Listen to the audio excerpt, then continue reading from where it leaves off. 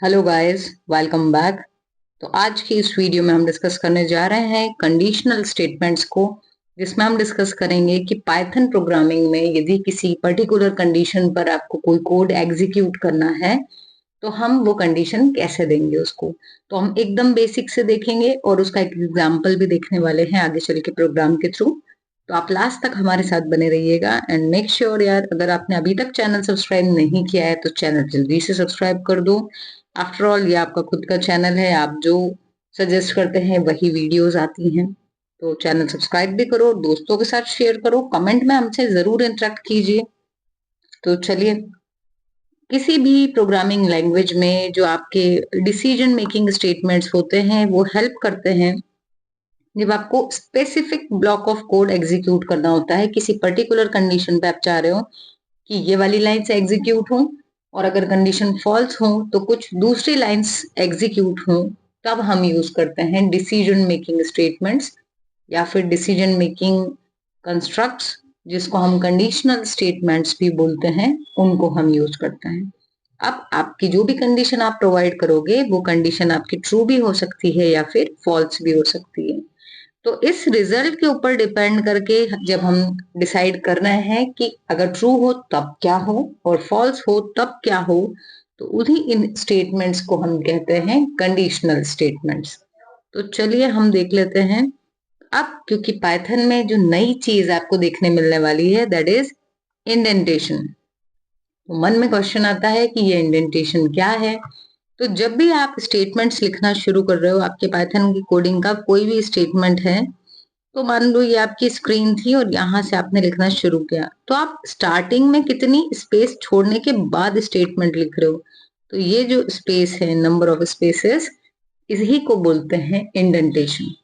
ठीक है। तो क्योंकि आपकी जो बाकी की प्रोग्रामिंग लैंग्वेज थी उसमें जब आपको एक ब्लॉक बनाना होता था तब हम यूज करते थे कर्ली ब्रैकेट्स का, लेकिन पाइथन में ये जो कर्ली ब्रैकेट्स हैं इसको सपोर्ट नहीं किया जाता है। तो यदि आपको बनाना है एक block of code, block decide करना है कि ब्लॉक कहाँ से कहाँ तक है, तो आपको क्या यूज करना पड़ेगी, इंडेंटेशन। तो इंडेंटेशन में क्या होने वाला है तो हम देखते हैं यहाँ पर।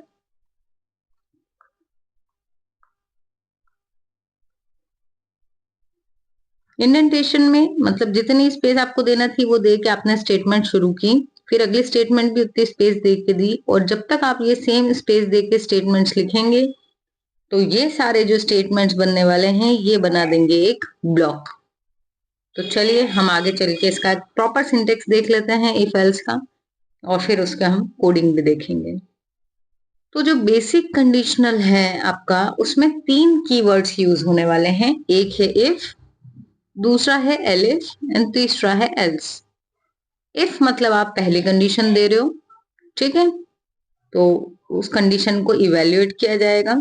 यदि ट्रू होगी तो इफ के ब्लॉक में जो भी स्टेटमेंट्स होंगे वो एग्जीक्यूट होंगे। अगर ये कंडीशन फॉल्स हो गई तो फिर किस में जाएंगे, एलिफ वाले ब्लॉक में। एलिफ का मतलब भी है कि इसमें भी देखो इफ आ रहा है, मतलब ये भी एक कंडीशन लेके बैठा हुआ है। तो अगर पहली कंडीशन फॉल्स हुई तो दूसरी कंडीशन को चेक किया जाएगा। अगर ये ट्रू हुई तो इसका जो भी ब्लॉक होगा उसको एग्जीक्यूट करेंगे, और अगर ये भी फॉल्स हो गई तो फाइनली किस में जाने वाले हैं, इस एल्स में।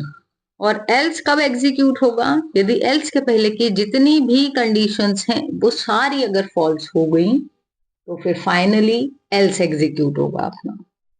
ठीक है।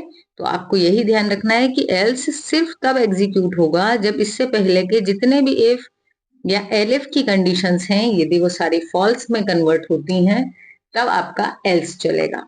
तो चलें देख लेते हैं एक बार। सिंटेक्स देखना बहुत जरूरी होता है, एग्जाम में भी यदि आए तो आप पहले सिंटेक्स जरूर बताइएगा और फिर एग्जाम्पल बताइएगा। तो देखो सिंटेक्स में क्या हुआ, पहले इफ लिखा है, इफ के बाद में आपको देनी है कंडीशन। नई चीज है यहाँ पर कॉलन। तो कॉलन देने के बाद में अगर आप देखेंगे तो ये देखो स्टेटमेंट्स जो हैं एक के नीचे एक आए हैं, लेकिन ये इफ के जस्ट नीचे नहीं आए। क्यों नहीं आए, क्योंकि ये जो जो आपको स्पेस दिख रही है उसको बोलते हैं इंडेंटेशन। तो हमने इफ का ब्लॉक डिसाइड करने के लिए हर स्टेटमेंट के पहले कुछ ब्लैंक स्पेस दी, मतलब इंडेंटेशन दी, और जब तक सेम नंबर ऑफ इंडेंटेशन दी तब तक ये सारे स्टेटमेंट्स किस में काउंट होंगे, इस इफ ब्लॉक के पार्ट में। जैसे ही इफ का जितने भी स्टेटमेंट्स खत्म हुए तो ये जो एल इफ है, ये देखो ये वापस आपका यहाँ की जो स्पेस थी वो नहीं दी, वो ये सीधे लिखा हुआ है, इफ की सीध में लिखा हुआ है एल इफ। अब एल इफ में भी क्या आती है, कंडीशन, फिर आया कॉलन, और फिर इंडेंट करके आपके स्टेटमेंट्स। तो ये स्टेटमेंट्स जनरली कब एग्जीक्यूट होंगे, जब आपकी ये वाली जो कंडीशंस हैं वो ट्रू होंगी। ठीक,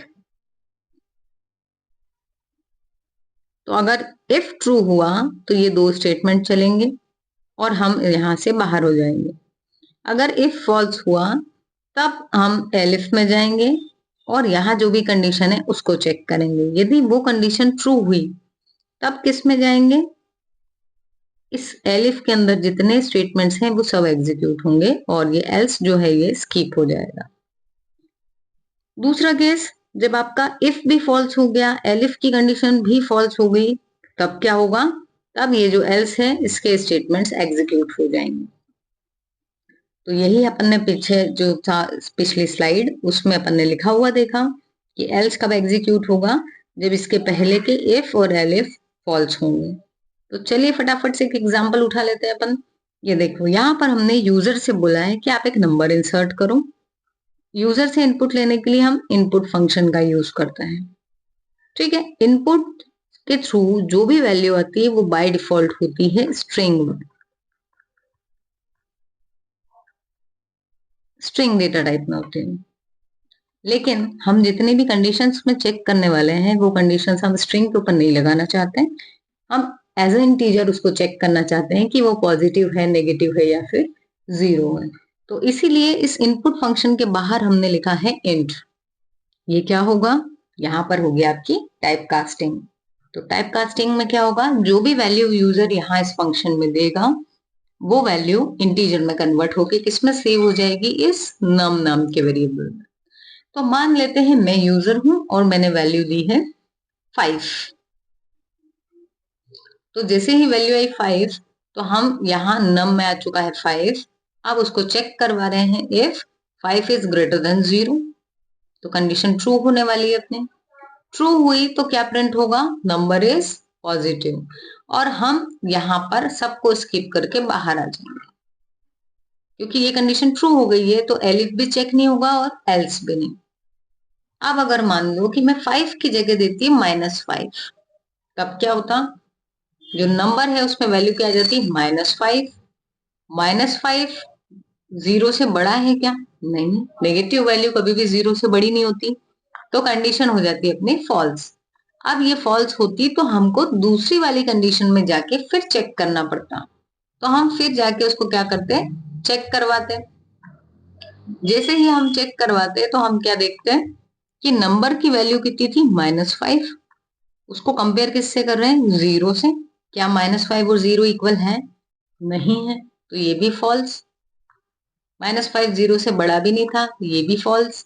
जब दोनों फॉल्स हो गए तो क्या एग्जीक्यूट होगा आपका, एल्स, और क्या मैसेज प्रिंट होगा, number is negative. So I hope इस बेसिक एग्जाम्पल से आपको चीजें क्लियर हो गई होंगी। तो thank you so much for watching the video. मिलते हैं अपनी नेक्स्ट वीडियो में। Keep watching, keep supporting. Thank you so much guys.